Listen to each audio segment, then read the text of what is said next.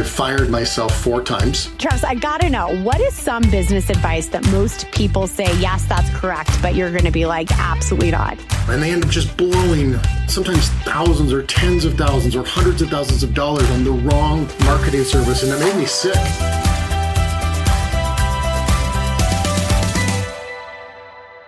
On today's episode of Revenue Rascals, we're going to break down the marketing diet. Yep, you got it. The 4 stages of setting the table, fishing, hunting, and farming. A unique approach for you to truly understand what you need to do in your marketing department to have success. And this is all taught by my friend and fractional chief marketing officer, Travis Isaacson, with More Powder Days. Let's jump in. Independence isn't just about where you go. It's about how well you live when you get there. That's why I am genuinely excited about Indie Stove, because it completely changes what outdoor and off-grid cooking looks like.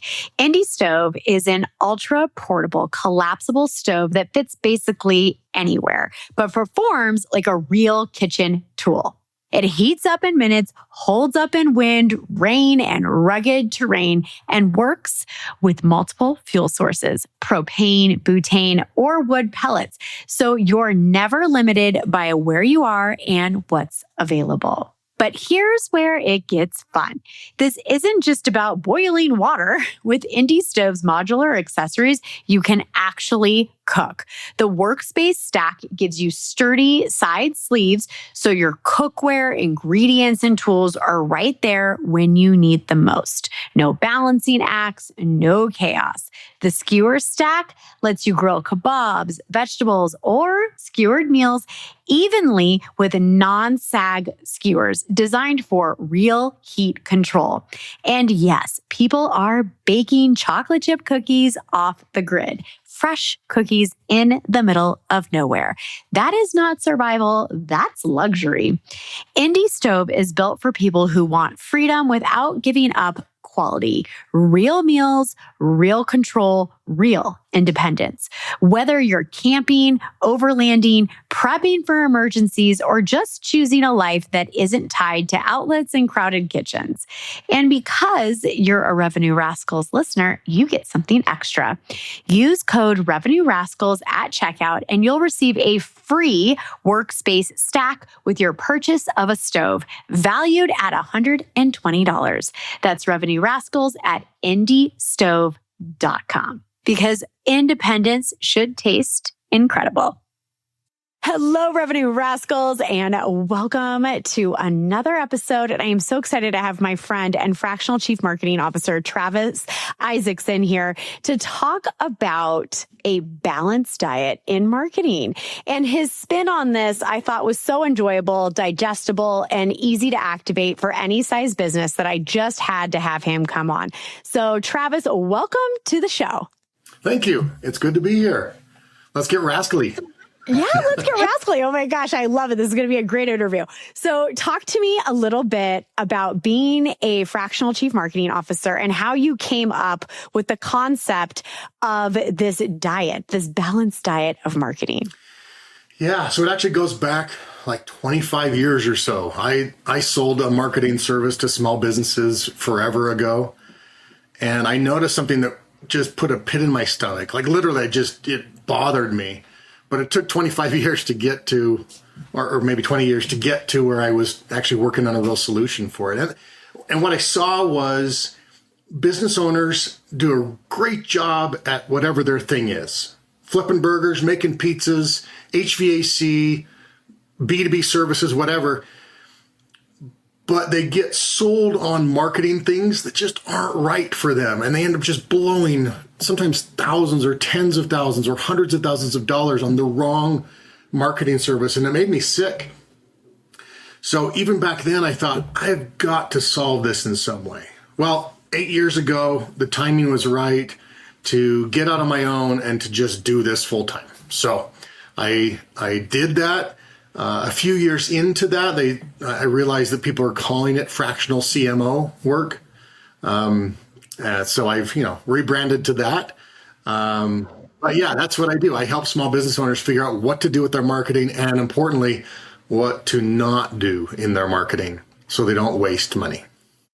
All right. So before we jump in and talk about all the business things, Travis, tell us about you. Who are you? What do you do when you're not creating amazing marketing plans for businesses?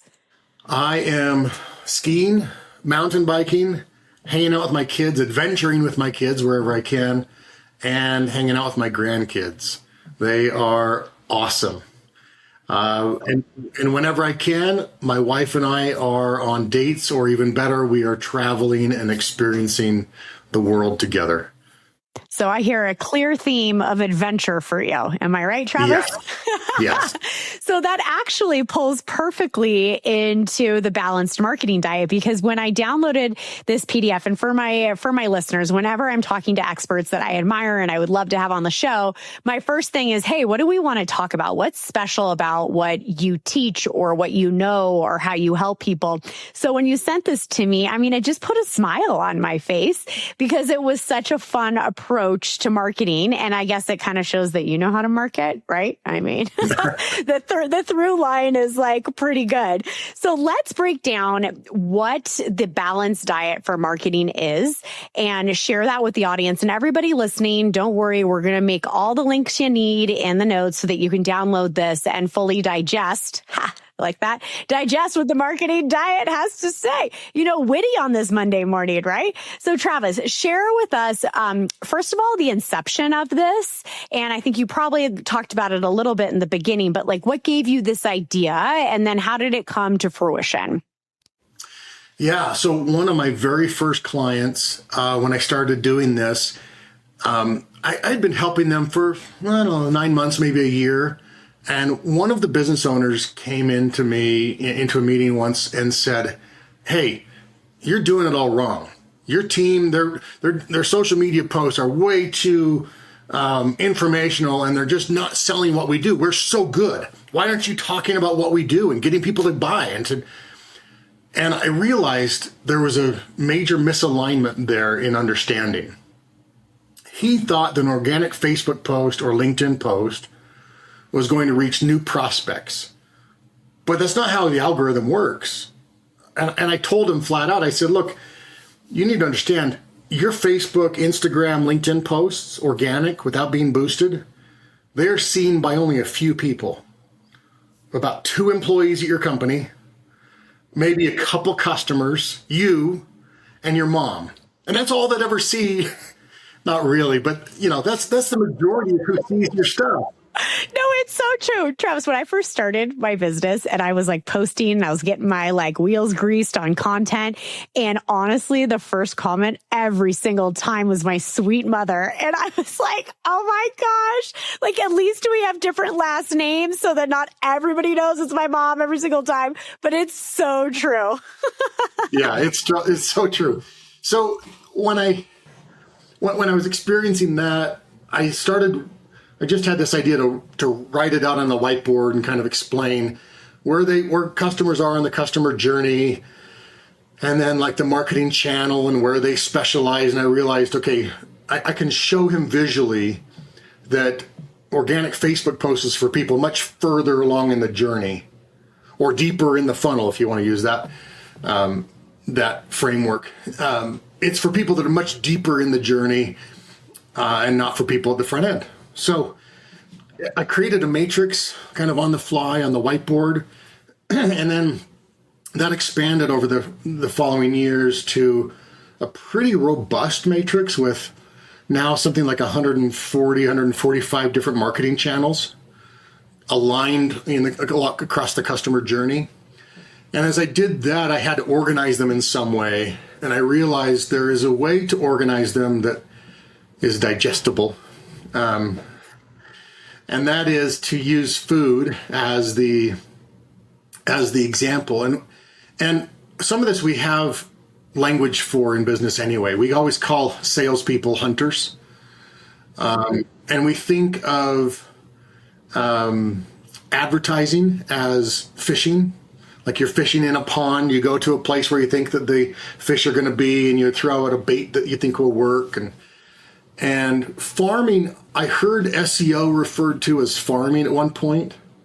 So I started putting all these pieces together and decided, you know what, all of these marketing channels fit in one of 4 categories. It's either hunting, fishing, farming, or I created one called Setting the Table. And that's kind of your basic branding website. You have to have some basics just to get to the table. So that's the impetus. That's the overview. Okay, yeah. So let's break that down though. So when you're setting the table, so that's step 1, set the table. So talk to us a little bit about what that is exactly. Like I know you just said a brief like branding, but let's just break it down into pillars and expand a little bit on.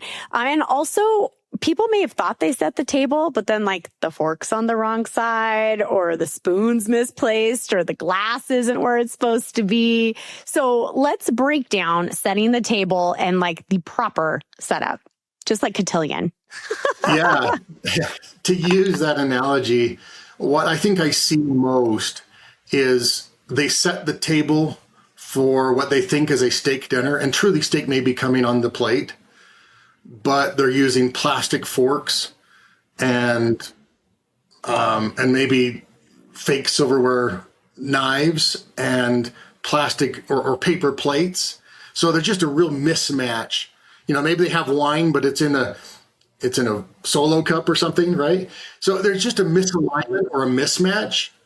And that's what happens with our brands if we're not intentional about what is our message, who are we talking to, and is that message to those people across all channels?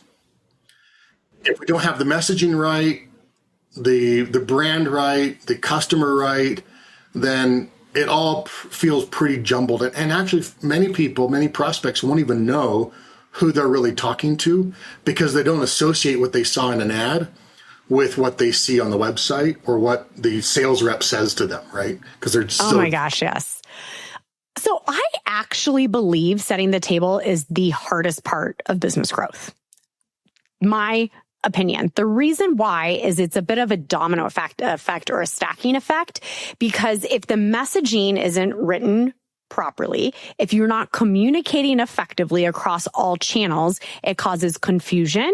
It's frustration. You don't see the results you want. The sales team gets frustrated. The CEO doesn't get it. Everyone's like, what are we selling? What are we doing? Like, what's happening here? So for me, I actually believe setting the table sets you up for success or failure pretty quickly. So if you've set the table wrong, everything that follows this, it won't work.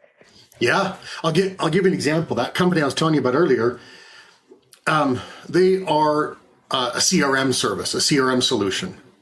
And this one business owner, his messaging was always like, we're better than Salesforce. We're the best CRM on the planet. And when I looked at it, I'm like, dude, you are not the best CRM on the planet.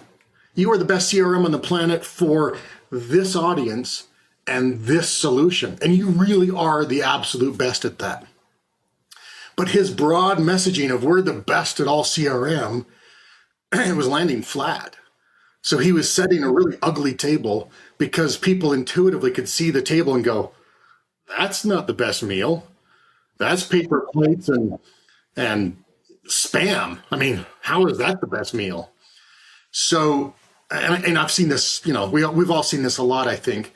So yeah, if you don't get your branding, your messaging, your voice of the customer, which informs your messaging right, and that messaging being consistent across all the channels, it really is disjointed and not appealing.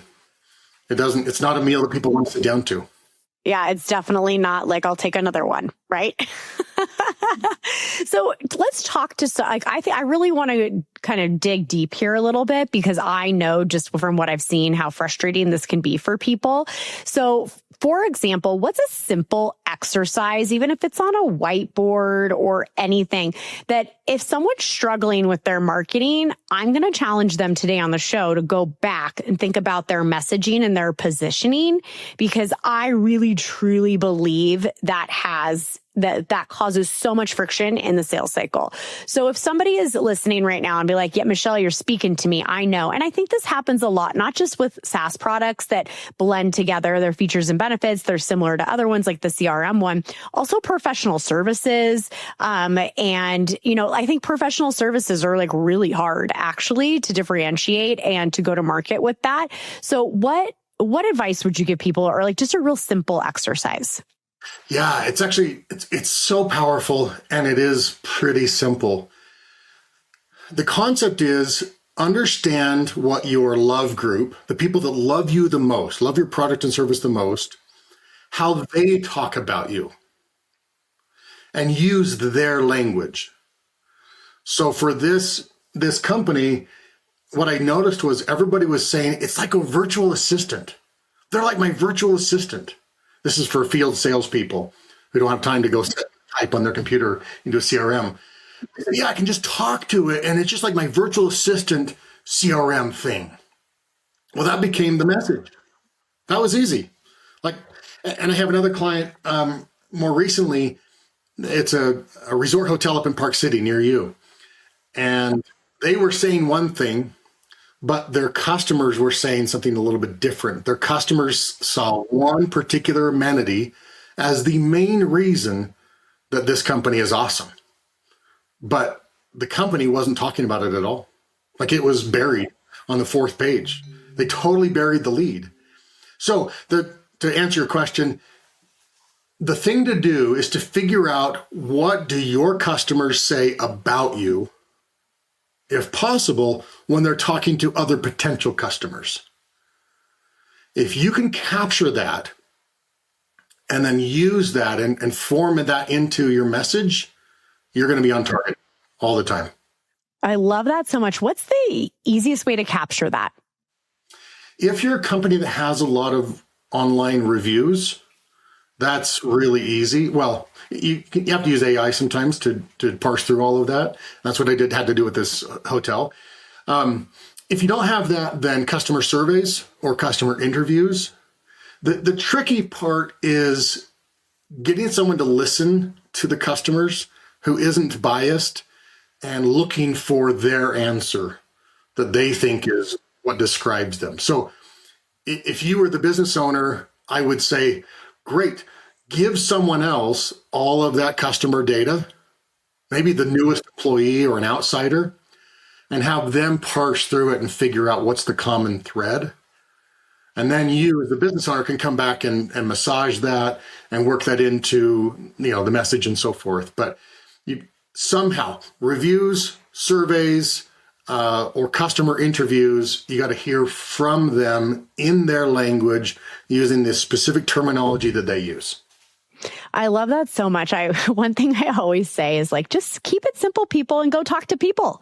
If you talk to people, you'll figure it out.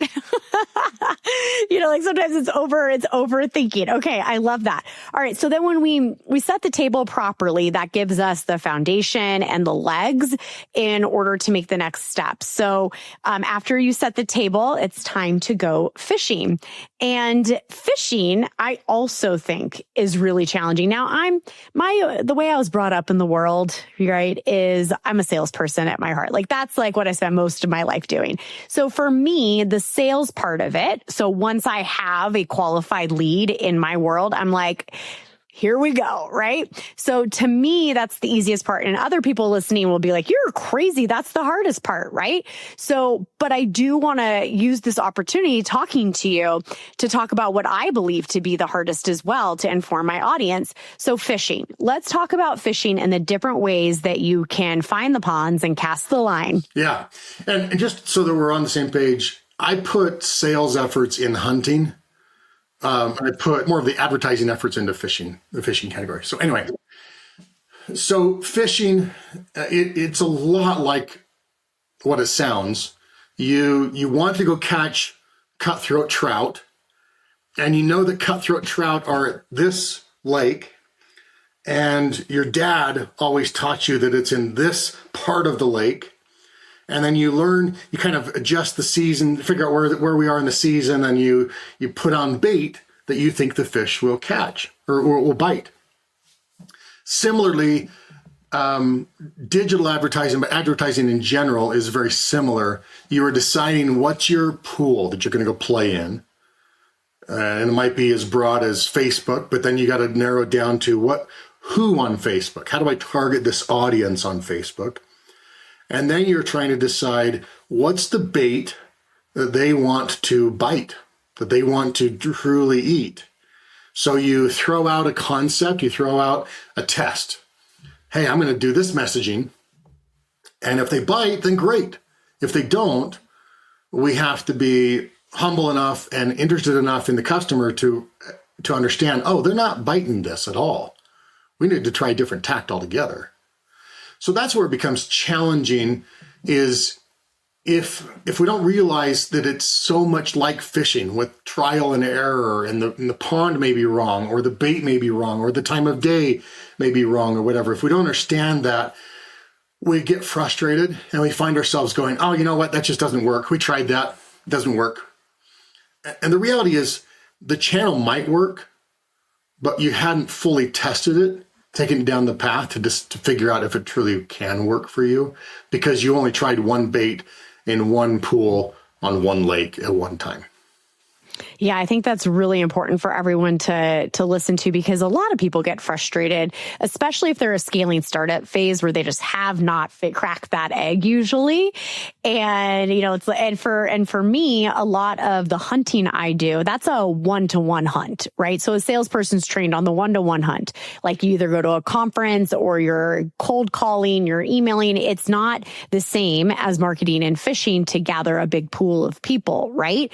And for me, it's easier to correct. Like, let's say if I'm at a conference or something and I use certain messaging with a few people to see if I can, get them onto my side to have a sales call. If it doesn't work, I know really fast because I'm there in the conversation and I'm like, oh, this is not working.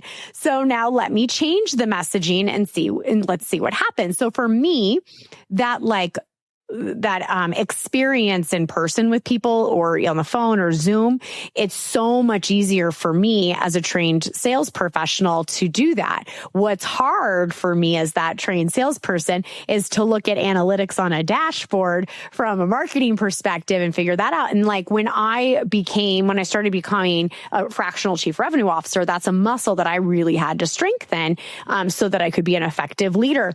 I just see this gap here and that's something that I needed to learn. So I think the lesson here is the trial and error and to be okay with that. And I'm curious if you would support the notion that you just have to be okay with some money just not giving you results. That's part of the testing phase. Would you agree? Absolutely. Absolutely. Sometimes you're going to go drive to a lake and it's just nobody's biting. They all filled up somewhere, or it's too cold or whatever, right? So it's interesting that you make that correlation between hunting and fishing, because like you mentioned, in hunting, you're still doing that. You're testing messaging, but you're getting the feedback in real time and you're intuitively iterating. When you do it in advertising, it's not intuitive, it's not immediate, and you can't read their facial expressions and so forth. All you know is nobody clicked on it. What's going on? So it's harder. That didn't work. Yeah. And that's okay. As long as you learn from it, that's totally okay. It's kind of necessary. 100%. I remember somebody gave me the advice once, which I thought was hysterical. It was on the social media growth strategies. And they're like, look at your content and what you put out there. Would you follow yourself? And I was like, that is a reflective point, my friend. That is a reflective point. And that actually, I think about that all the time now. And I do think it actually helps. It does. Yeah, absolutely. All right, now let's talk about hunting, because I love a good hunt. I mean, I am your stereotypical salesperson. I'm like, put me in a room, give me my carrots, and I'm going for it. But I think that's really, really hard for a lot of people. So let's talk about quick wins and targeted strategies that you would recommend on the hunting side of things. Yeah, I think when founders start businesses, they sort of intuitively know where to go to find prospects. And some it's a trade show, some it's their local networking group or whatever. So it's the basics of figuring out, okay, if I'm going to get a deer, I can't be right by the lake, Utah Lake. I need to be up by Silver Lake Flats and up even higher where the deer actually are. So intuitively, founders understand, I got to get up to the mountains to find the deer. And then you kind of hone in on where they are and so forth. At that point, it's all about finding those prospects and approaching it in a way that you don't scare them off and you can catch them. And the analogy breaks down a little bit because we're not killing prospects, but we are catching them. You know what song just came to my head when you were saying that? Killing Them Softly by, what is that? But what's the band? Killing Them Softly by the who is that? It's like now it's gonna be stuck in my head. It's but it's like the 80s band. Oh my gosh, it's gonna drive me crazy. Okay, keep going. Again, intuitively, when you're out there hunting, as I understand it, you know not to make a lot of noise or they'll run away. And when you're selling, you know you can't just walk into the room saying, hey, I'm the best. Come buy from me. Everybody, look at me. Or it'll just scare everyone away. So you still have to navigate that and figure out the right way to hunt. Yeah.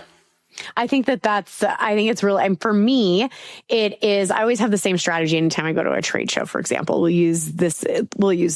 So if you wait till after the trade show to find your people or to follow up with people and try to book sales calls, then it never works because everyone's burnt out, tired, and now they had 3 things they had to do before they went. Now they have 35. So what I've noticed is that the response rate, it just stinks and it gets really frustrating. So what I started doing years ago, and I think you'll appreciate this as a marketer, if the trade show is large enough, I do geo-targeting on the location and I target it for people who just arrived who are not like always there. I forget the exact thing you do inside Meta. And I run an ad of myself saying who I am, and I'd like to buy you a cup of coffee and talk about X, Y, and Z. Like no strings attached. Come find me. Okay. And there is a button that you can hit to contact me on social. But what ended up happening, the first time I did this, oh my gosh, it was so funny, Travis. I walk into this trade show. I'm fairly new in business. It was only my 2nd year. And everyone's like, hey, I know you. Hey, you're Michelle. Are you going to buy me coffee? And I was like, oh my gosh, it's working. Right. I'm like, oh my goodness. And I go and I look at my ad spend and it was 10 cents for everybody. It was the cheapest thing in the world. And I'm like, oh my gosh, I'm doing this. So then I started doing it. Yeah. And then I started doing it even when I wasn't there at a trade show. If I knew a big trade show was there and I couldn't be there, I'd be like, hey, I'm not there, but we need to talk and you can book blah, blah, blah. So I started using the combination of things and it was actually really fun.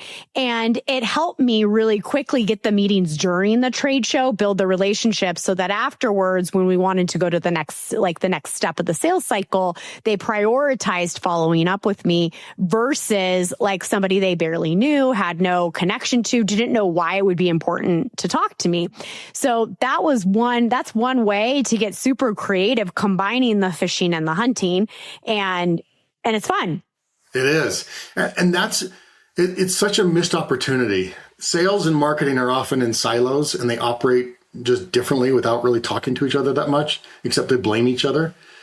And what you noticed is there's a way to do fishing and hunting that works together. I mean, to use the hunting analogy, it's like you went and transplanted a bunch of trees or a bunch of berries into a certain place, and then you stood back, waiting for them to come. But that's how it works. When someone's at a trade show, they're not there to find people to sell to them. They're there to go get their own food. And you, quite literally, provided their sustenance that they were looking for in that moment, because they're trying to stay awake and they needed some coffee. You found what they were looking for and said, hey, I'll provide this to you. Here you go. And then you shot them afterwards. Yeah, it was awesome. It was so great. Yeah. So now that's and sometimes the hotels I go to aren't big enough to do that. So it doesn't always work, but it does work pretty consistently for the large ones. So everybody listening, you can go and steal that, go make it work for yourself. All right, Rascals, let me ask you this. How much money have you wasted replacing shoes, sneakers, or even bags that could have lasted way longer if only you'd been taken better care of them? I know for me, running from meetings to kids' activities, life gets messy fast. And that's why I always have Jason Mark Quick Wipes on hand. Jason Mark is trusted care to help you get the most out of what you wear. They're not just about cleaning. They're about protecting what you love while protecting the planet. Their wipes are now 100% plant-based and plastic-free, made from renewable lyocell fibers. They're individually wrapped so you can toss them in your bag, your car, or like me, your kids' backpacks. And it's not just convenience. Jason Mark is part of the worldwide B Corp movement, meeting the highest standards for social and environmental impact. They're EPA Safer Choice certified, so you know the formulas are safe for your family. And their products are USDA, bio-based, and certified biodegradable. That means no harmful junk like PFAS or VOCs. Just high-performance care that keeps your stuff looking fresh while doing right by the planet. Personally, as a busy mom and entrepreneur, Quick Wipes are my favorite.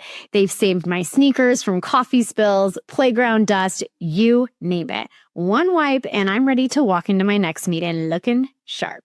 So here's the deal. Go to jasonmark.com and use promo code Revenue Rascals at checkout for 25% off your order. One time per customer. Again, that's jasonmark.com, code Revenue Rascals. And remember, this podcast is free thanks to sponsors like Jason Mark. I'm ungating sales strategies people pay me six figures for. So go support them, grab your Quick Wipes or your favorite product, and keep your kicks looking fresh.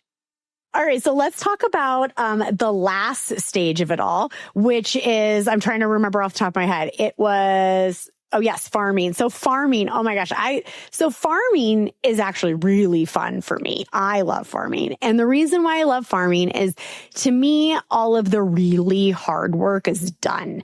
And I'm going to explain what I mean by hard is that you have gained loyalty and trust. You have a customer and now you get to sell that customer more stuff, which sounds amazing. So expansions are one of my favorite things. And even if it's just a renewal every year, I find so much joy in those long-term relationships, so much so that I typically only engage with organizations as a fractional CRO if that's a serious priority for the CEO, is like, can we expand? Can we renew? What is your revenue model? Because for me, it's like you're just chasing your tail for the rest of your life if you don't have that opportunity. And that's not the type of business that I want to help build. So let's talk about farming a bit more and how we can set ourselves up for success with those first three stages. Yeah, farming, as you've sort of noticed, it's actually tied to setting the table, in that if your customer experience is on point and your messaging and brand is on point, then the farming efforts are building a relationship, rapport, trust, faith in the prospect and the company. So if setting the table breaks down anywhere the most, it probably is in farming. Farming, in real farming and in the application here in marketing, it is, however, frustrating because you can plant a whole bunch of seeds and watch the ground and they're not growing yet. You don't see them. And you have to actually step away and leave the conference or leave the channel or just leave the conversation with the person and then come back to them. And hopefully you continue to provide nutrients and sunlight and water and so forth, the things that they need, that the prospects need. And over time, you develop that trust that is just the basic requirement of farming. I mean, farming is an act of faith. Imagine somebody saying, hey, if you go put this little thing in the ground and you wait 6 months, there will be food. And you're like, what the? No, it's like this big. That's not going to feed me. It is totally an act of faith. But when it pays off big. And that's one of the reasons that the human species really grew to dominate the planet, is we figured out how to farm, how to stay somewhere, stay put.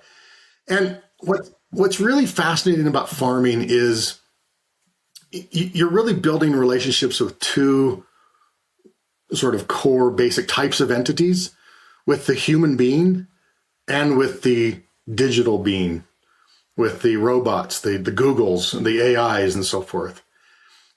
These require trust and consistency over the long run as much as humans do. You know, any good SEO company will tell you, if you come to them and say, hey, I really need to start ranking for this term, and I've got to get an ROI in a month or two, any good SEO will say, well, SEO is not for you. That's not how it works. We don't get fruit in a month. We get fruit in 6 months, a year, whatever, you know, depending on their industry and so forth. So you have to really have an appetite for the farming results to engage in it. And you have to recognize this is going to be a long-term investment.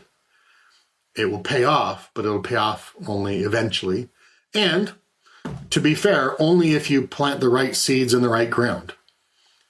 If you're doing SEO or something on something that nobody cares about, then it's not going to do anything. So I think that the analogy I'm going to use right now is there's this brand that I absolutely love. It's called Easy Plant. So easyplant.com. And I love indoor plants, like love them. However, I find them so incredibly difficult to keep alive. Okay. And I've killed most plants I have ever put into my home. And then I came across this brand called Easy Plant, and it does exactly what it says. Each plant has a self-watering feature inside the pot. So all you have to do is fill the water tank, and the technology that's inside knows when to water the plant. Okay. And I'm like, oh my gosh, this is for me. I kill it all. Like, this is perfect. So I buy two. Okay. I buy one small one for my desk, and then a money tree for, like, I thought that would be appropriate to have in my office. I'm like, oh, put a money tree in here. Like, this is great. Like, rich. Okay. So I'm like, okay, money tree. So I put the money tree, and I'm like, okay, this is great. And I put it in my office, and within a week it's dying, Travis. And I'm like, what?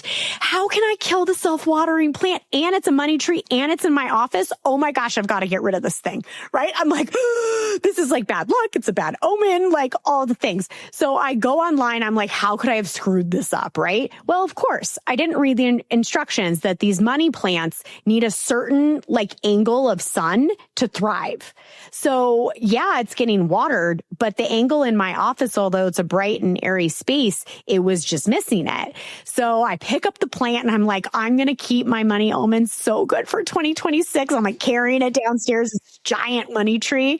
My husband's like, what are you doing? I was like, I'm saving our money, you know? And I go downstairs, and I'm reading the instructions, and I'm like, okay, I'm going to put this angle in my dining room, and I think it's going to be okay.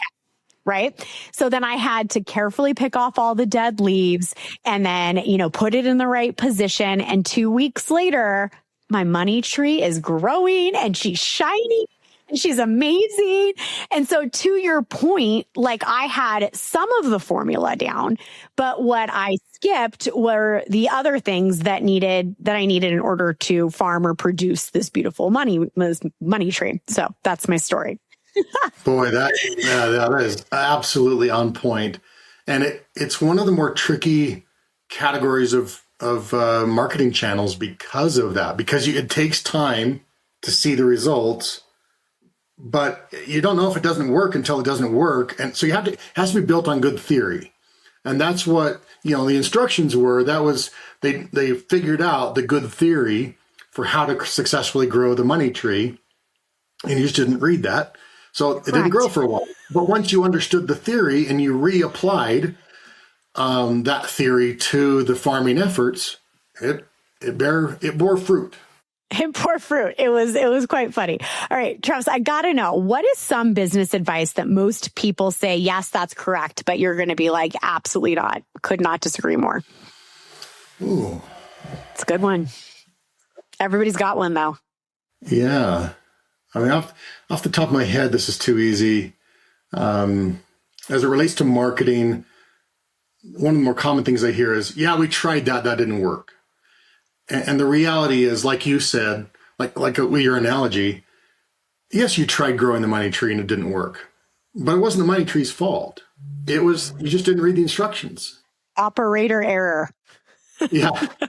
So sometimes truly a marketing channel does not align with the goals of the organization or the goals of the customers, and they shouldn't be in the same place. There are certain things you just don't do. But sometimes the marketing channel could be right if you read the instructions and you do it the right way. So yeah, one of the common things is, yeah, we tried that. That didn't work. I remember early in my career, midway through my career, digital advertising became a thing. And I literally had business owners tell me, yeah, we tried that internet thing. That didn't work for us.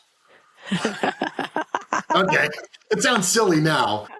Yeah. Fast forward to 2026. Yeah.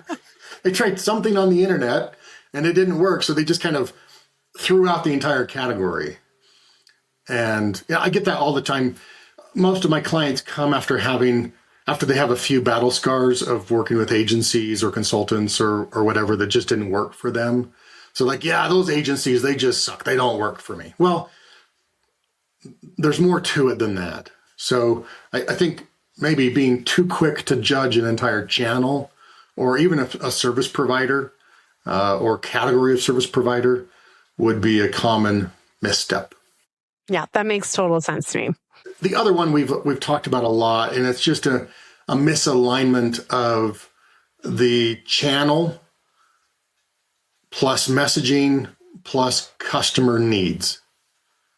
That's so common. I had a friend that was running Facebook ads, and I saw them, and I knew immediately they weren't doing anything because the customer was not aligned with what the channel is really good at, and the messaging was certainly not aligned with where customers would be in that customer journey.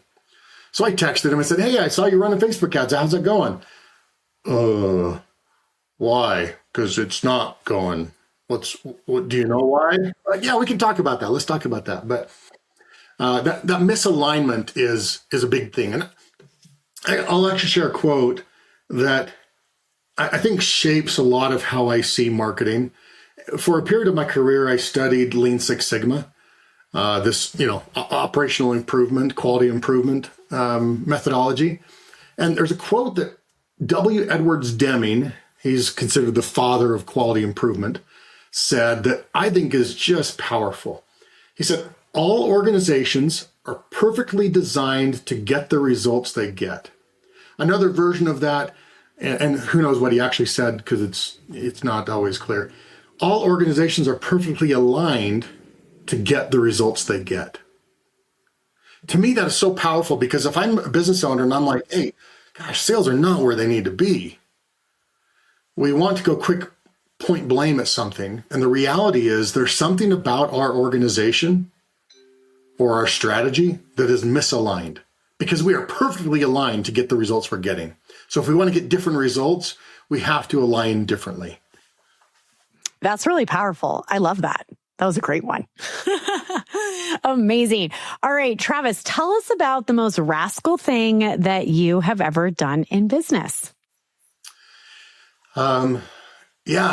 In this particular job, it's been fascinating because I've fired myself 4 times, and I was so pleased with all 4.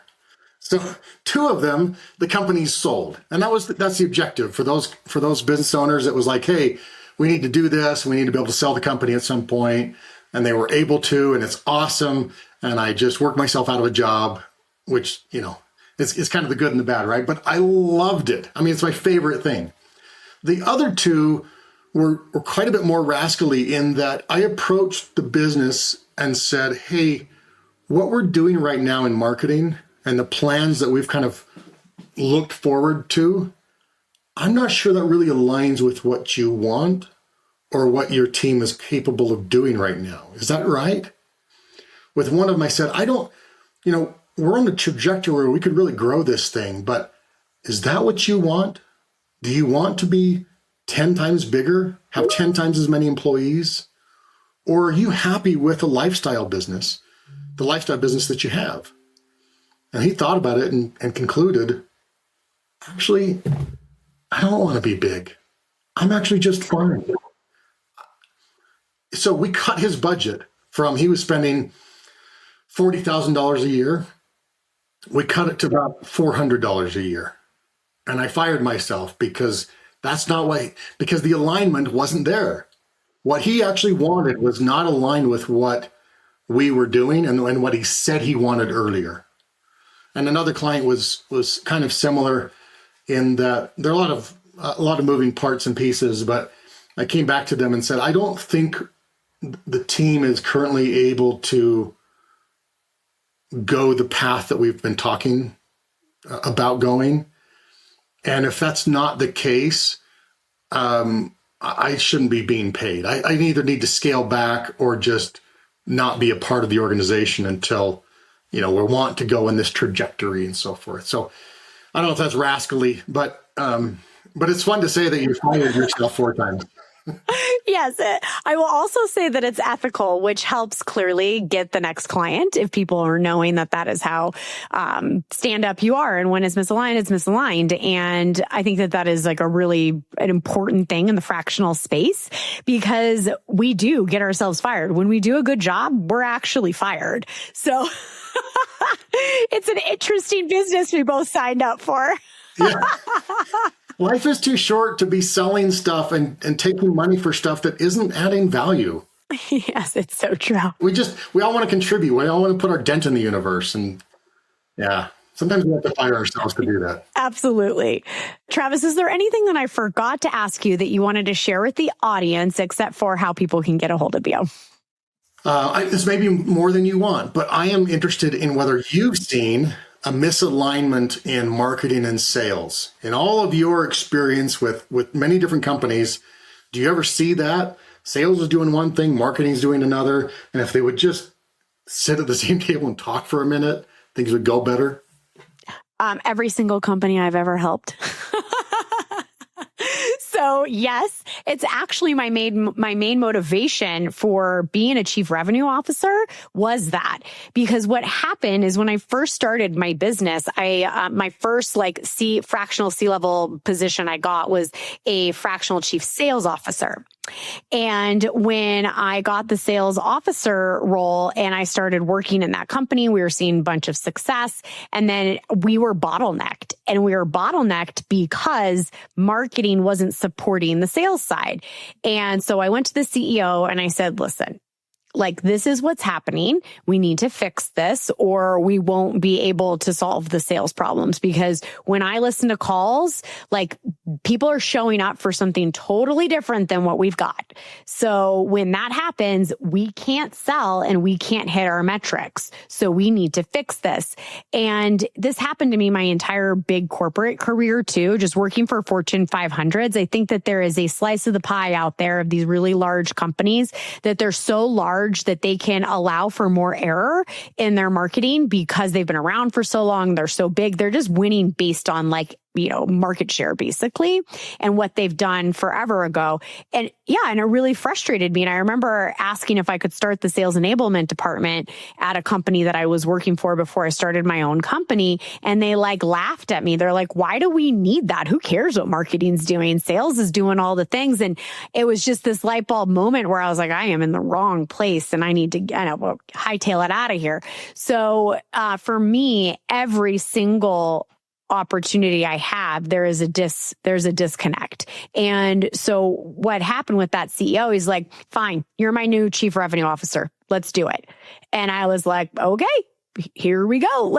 So if you just talk to people, you learn things, you get opportunities. And that's how it started. So I didn't wake up one day saying, I'm going to be a fractional chief revenue officer. I was asked to step up to that role, and I learned by doing. And I did a lot. And that's when, and I still lean on, by no means am I a CMO. I am not a CMO. And I think that's a confusion point a lot of times for chief revenue officers of well, then do you no longer need a marketing lead? And that's not true at all. So the correct stack is to always have a marketing lead, but somebody has to orchestrate all the instruments. And that's truly what the CRO does. And so for me, it's every single time, Travis, that I am in an organization, I actually think that if marketing and sales actually talked to each other, I probably wouldn't be needed or hired. Like that's how serious it is. I just don't think it'd be like, oh, okay, like we're good. Everything's talking to each other and we're working this all out. So it happens every single time. And I just wish that would stop. Business growth would be a lot easier for a lot of people. And I've also noticed that certain CEOs will go hire their first super seller before they've set the table properly. And that first super seller absolutely fails. Like I've done so many episodes on how your first time sales hire fails 50% of the time, and it's 100% your fault. Every single time, period, hard stop. And there is no super seller who can come in. Yeah, there's no super seller that can come in and sell something that it does not have the right messaging, that's not landing correctly, that hasn't been positioned in the market correctly. Like that's not for a super seller to solve. Like that was supposed to be the CEO, or you bring in someone like yourself or me, and we've got to fix it. Like let's fix this and make the wheel work together. Oh, that's interesting. I didn't realize that you were experiencing that every time, but it makes sense because that is how so much of business works. Sales and marketing don't talk to each other and they're not aligned really. So that's fascinating. Yeah, it gets really interesting super fast, but it sure is fun to solve problems, right? And it's also pattern recognition. So for me, I have ADHD, so I am really great at emergency situations, pattern recognition, connecting with people on very deep levels very quickly. So my podcast, I'm doing exactly what I should be doing, right? When I get hired, I'm usually a firefighter. So I'm just there to put out some fires before I can even do anything. So I do really, really well. But you want to know something that's interesting, Travis, is I get bored when the fires are all put out. That's actually good to know, right? Know thyself, and you know it. Know thyself, right? So it's just like, yeah, oh my gosh. So put out all the fires, fire yourself, and move on to the next disaster. Yeah, and I think that's why I thrive in the fractional role. Is it's like, cool, I put out all the fires, we're good to go. Like, let me help you find somebody for much less than me now that all the fires are put out, and let's get a full-time employee installed. So for me, that actually makes me happy. So I guess I fire myself too, Travis. Good deal. Let's go fire ourselves more. Let's go fire ourselves. All right. Awesome. So Travis, everyone who's listening right now, what's the best way for them to reach out to get support from you? I mean, clearly we'll link the PDF in the show notes, but how should people reach out to you for some marketing help? Yeah. LinkedIn might be the easiest. Travis Isaacson. You can also just go to the website, morepowderdays.com. or email me at get@morepowderdays.com. And Powder Days is, I created the name because I love a good powder day myself. You know, if you're a skier, you know what a powder day is. But even if you're not a skier, you have your own version of a powder day. And it might be fishing or something else. And I help you get more powder days. That's my goal in life, in business. I'm going to help you get more powder days. So you can email me at get@morepowderdays.com. I love that. That's a mic drop name right there. So Travis, thank you so much for being a guest on Revenue Rascals. And I can't wait for my audience to hear what you got to say. I'm looking forward to it. It'll be fun. Thanks for listening to Revenue Rascals, where we turn bold ideas into predictable revenue and prove that breaking the rules can still build empires. If you love what you heard, do me a favor. Tap the links in the show notes to support our sponsors. They're the ones keeping this show free so I can keep ungating the six-figure strategies that help you scale faster, lead smarter, and take more freedom home with you. And hey, if you think you'd make an incredible guest or know someone who's built something worth studying, email me at hello@michelleterpstra.com. And until next time, stay sharp, stay bold, and stay just a little bit rascal.